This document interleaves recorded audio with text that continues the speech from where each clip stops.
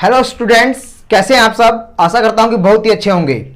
इससे पहले हम कर चुके हैं डायमेंशनल एनालिसिस, बहुत ही इंपॉर्टेंट टॉपिक जो कि आपके एग्जाम्स के अंदर लगभग उनमें से कोई ना कोई टॉपिक जरूर पूछा जाता है। तो इसलिए अगर आप लोगों ने वो वीडियो अब तक नहीं देखी है तो आपको आइकॉन पर वीडियो दिखाई दे रही होगी, उस पर जाकर क्लिक करके देख सकते हैं। आज हम करने वाले हैं एरर इन ए मेजरमेंट के अंदर एरर। चलिए वीडियो को शुरू कर लेते हैं। देखिएगा, errors in A measurement. Errors measurement के अंदर क्या होती हैं, तो हम बात कर रहे हैं एरर्स की। तो पहले यही पता होना चाहिए कि एरर्स है क्या। अब देखिएगा कि एरर क्या कहते हैं। अगर किसी भी क्वांटिटी को हम मेजर कर रहे हैं और जो उसकी कोई रियल वैल्यू है, तो उन दोनों के बीच में जो डिफरेंस है उसी को हम क्या कहेंगे, एरर। फॉर एग्जाम्पल, अगर हम लें कि हमारे पास में जो लाइट की वेलोसिटी है 3 × 10⁸ मीटर पर सेकेंड है, और अगर इसी को हम मेजर करें किसी भी जो है एक्सपेरिमेंट से बाई चांस, तो ये हमारे पास में मान लिया ये आ जाए 2.98 × 10⁸ मीटर पर सेकेंड। एग्जाम्पल के लिए रहे हैं कि किसी एक्सपेरिमेंट से आ गई, तो इनके बीच में जो डिफरेंस आ गया उसी को हम बोलेंगे एरर। अब ये क्या थी, ये थी आपके पास में ट्रू वैल्यू, और ये क्या थी आपके पास में मेजर्ड वैल्यू। ये हमने मापी है और ये पहले एक्चुअल वैल्यू थी। तो इसको हम क्या लिख सकते हैं, इसी से एरर्स की डेफिनेशन। एरर की आप डेफिनेशन क्या लिखेंगे, it is the difference between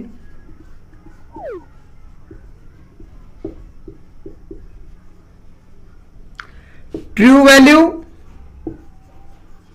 and actual value बोले, या फिर sorry measured value. True value और मेजर्ड वैल्यू के बीच में जो डिफरेंस है उसी को हम एरर बोलेंगे।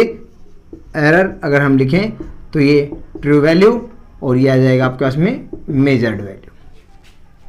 इस टाइप से आप एरर को लिख सकते हैं। अब एरर अलग अलग तरीके के होते हैं, अलग अलग टाइप्स के होते हैं, वो हम टाइप्स करेंगे एरर्स की। तो आप अगर टाइप्स करें तो अगर हम लें कि सबसे पहले हम जो है मान लेते हैं कि कांस्टेंट एरर। सेकंड पे हम मान लेते हैं सिस्टेमैटिक एरर। थर्ड पे रैंडम एरर, और फोर्थ पे ग्रॉस एरर। Gross error. तो ये टाइप्स कुछ हैं और इनकी भी कुछ टाइप हैं, तो वो हम इस वीडियो के अंदर करने वाले हैं आज एरर के बारे में, उसकी टाइप्स के बारे में। चलिए हम वन बाय वन इनको जो है कर लेते हैं। फर्स्ट है हमारे पास में constant errors. The errors which affect each observation by the same amount are called constant errors. देखिएगा, वो एरर जो कि हर एक ऑब्जर्वेशंस को इक्वल अमाउंट में बार बार जो है अफेक्ट कर रहा है, उसको हम बोलेंगे कांस्टेंट एरर। जिस तरीके से मैंने कई तरीके से जो है एक ही एक्सपेरिमेंट को किया और उसके अंदर बार बार वही एरर आ रहा है, या किसी इंस्ट्रूमेंट की वजह से आया हो, वो उस इंस्ट्रूमेंट के अंदर वो फिक्स है वो एरर बाई चांस, ठीक है, तो उस टाइप का एरर हम बोलेंगे कांस्टेंट एरर, कि एक जैसा ही एरर आ रहा है तो कांस्टेंट एरर हो गया। नेक्स्ट है systematic errors. The errors which tends to occur in one direction either positive और negative are called systematic error. जो एरर एक ही डायरेक्शन के अंदर अकर करता है, वो पॉजिटिव हो सकता है, नेगेटिव हो सकता है, उसको हम बोलेंगे सिस्टेमैटिक एरर।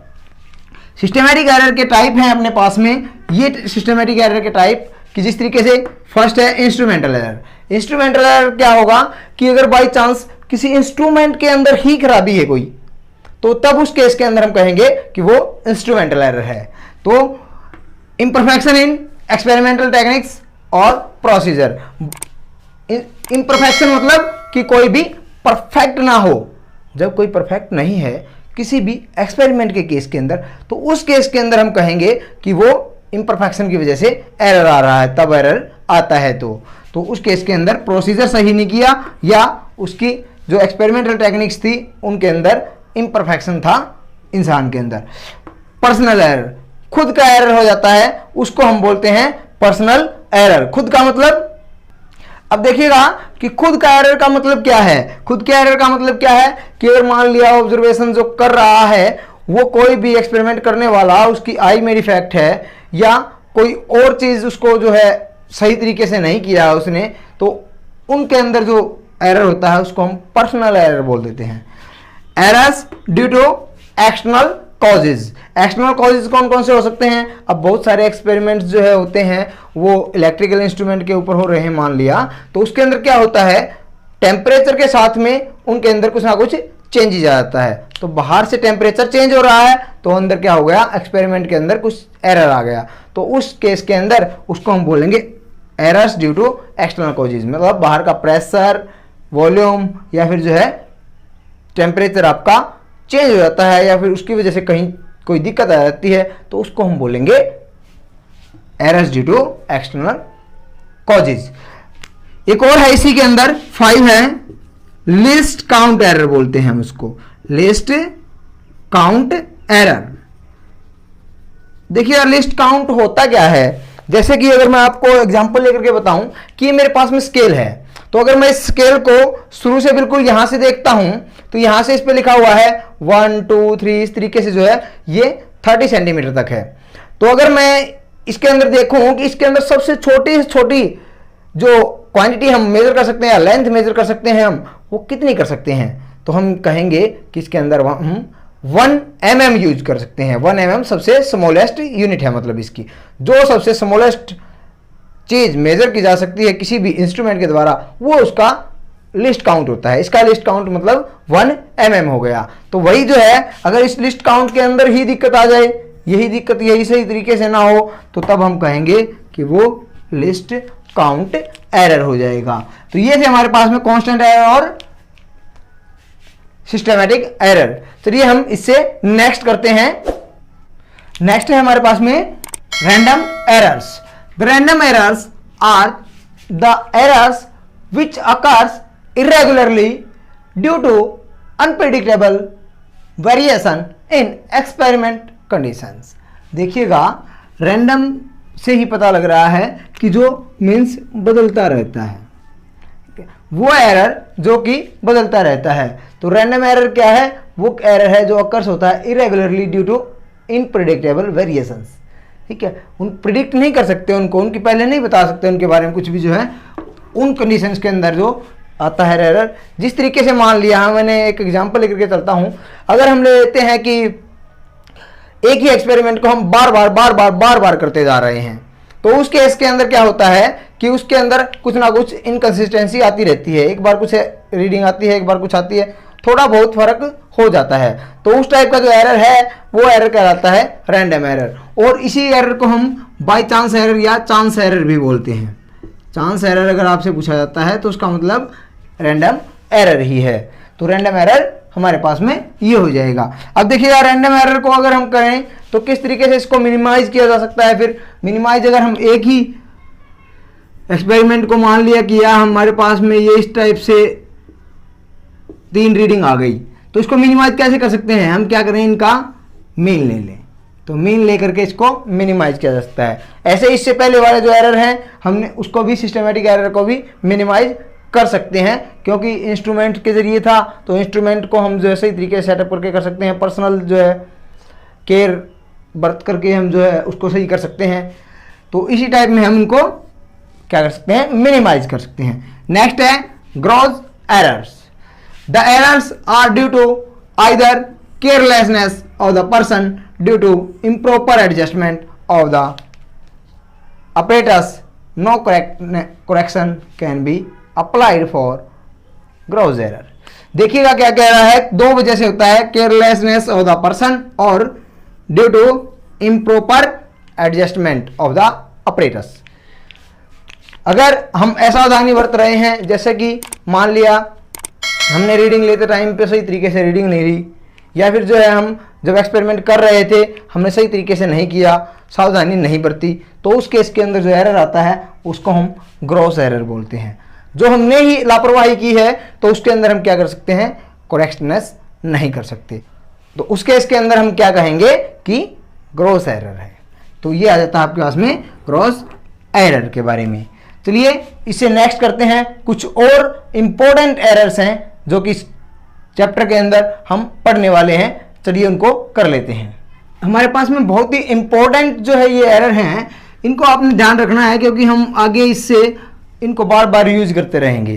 तो एब्सोल्यूट एरर क्या होता है? एक्चुअली तो ये difference between the true value and measured value है। बट अगर किसी केस के अंदर एक ही क्वांटिटी को हम बार बार माप रहे हैं और उस क्वांटिटी से जो एरर मिल रहा है हमें, तो वो हम निकालते हैं, तो तब हमारे पास में जो ट्रू वैल्यू ना होकर के हमारे पास में क्या होती है? मीन वैल्यू हो जाती है। मीन्स कि अगर हमने n टाइम्स किसी भी क्वांटिटी को मेजर किया तो उसके अंदर हमारे पास में वैल्यू आ गई a1 a2 a3 इस तरीके से, सॉरी a3, तो इस तरीके से हमारे पास में आ गई। तो उस केस के अंदर हम क्या करते हैं कि इन सब का मीन निकाल लेते हैं। मीन्स तो हम ले लेते हैं m से लिख लेते हैं मीन। तो कैसे निकालेंगे? इन सब का सम करेंगे, सोन जहां तक भी होंगी और जितनी क्वांटिटी थी उनसे डिवाइड कर देंगे। तो उस केस के अंदर ये मीन जो है ये वर्क करेगा एज ए ट्रू वैल्यू, तो ये वर्क करेगा ट्रू वैल्यू की तरह। तो हमारे पास में क्या बोला गया है? ट्रू वैल्यू और मेजर्ड वैल्यू के बीच का डिफरेंस है। तो अब यहां पे अगर हम निकालें तो ये हो गया ट्रू वैल्यू और डिफरेंस है मेजर्ड वैल्यू। मेजर्ड वैल्यू क्या थी? a1 फर्स्ट के अंदर से।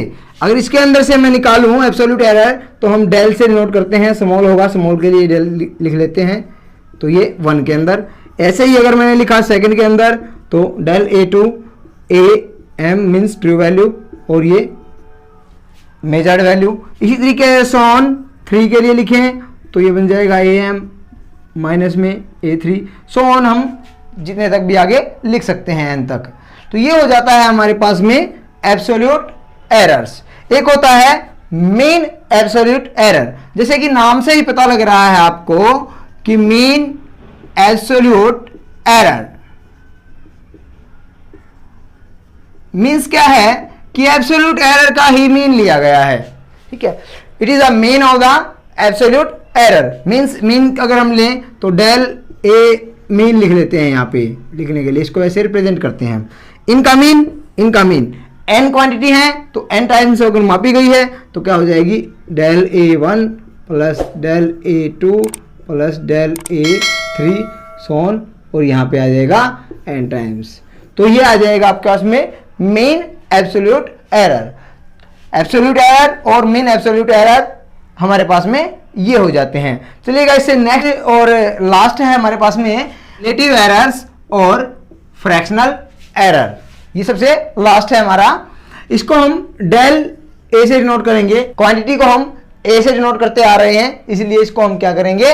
डेल ए से डिनोट कर रहे हैं।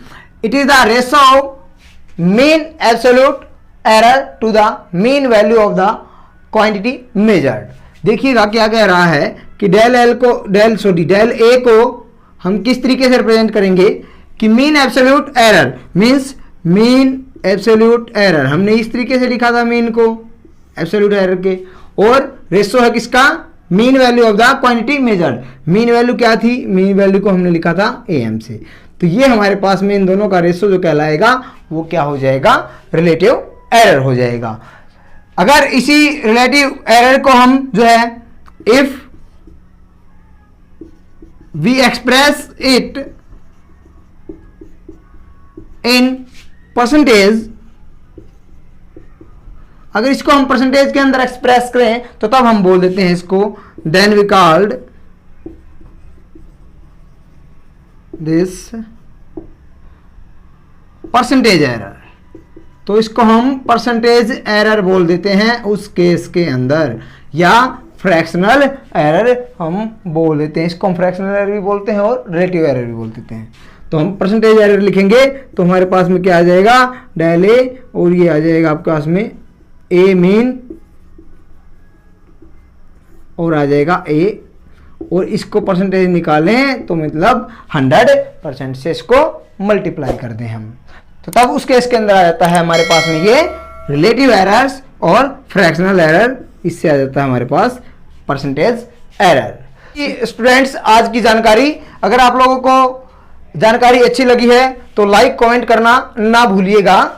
और अगर आप लोगों को इससे पहले वाले जो चैप्टर हैं या फिर जो है हम यहां तक हमने किया है, कोई भी डाउट रहता है, किसी तरीके की भी कोई प्रॉब्लम रहती है तो आप कमेंट करके पूछ सकते हैं। तो आज यहीं तक हम करेंगे, फिर मिलते हैं अगली वीडियो के अंदर। जब तक जय हिंद, वंदे मातरम।